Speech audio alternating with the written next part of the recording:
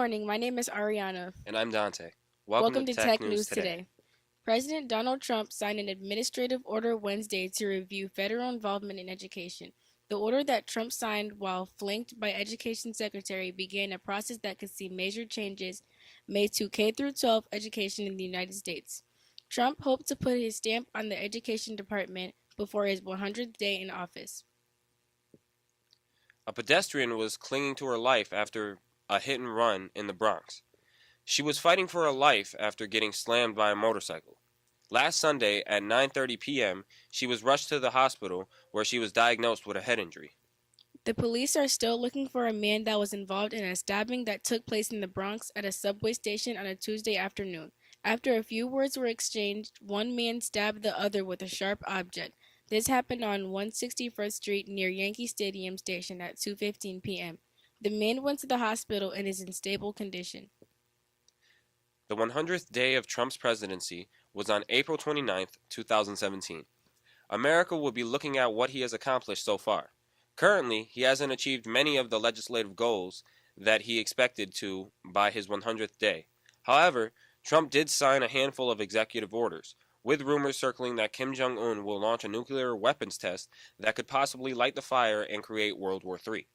This shall be interesting to see how President Trump handles this situation.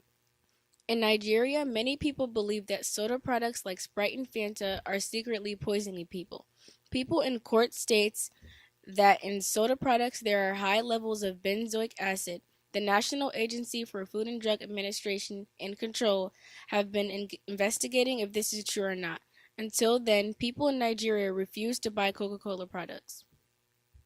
On April 18th, the United States had a discussion about Trump and Yemeni quagmire about the religion trip, in which it includes Egypt, Israel, and Qatar. Donald Trump wanted to visit Saudi Arabia to serve in the Washington Kingdom Regional. Last week in Washington, D.C., people gathered, and I mean a lot of people gathered, to protest against President Trump trying to ban science.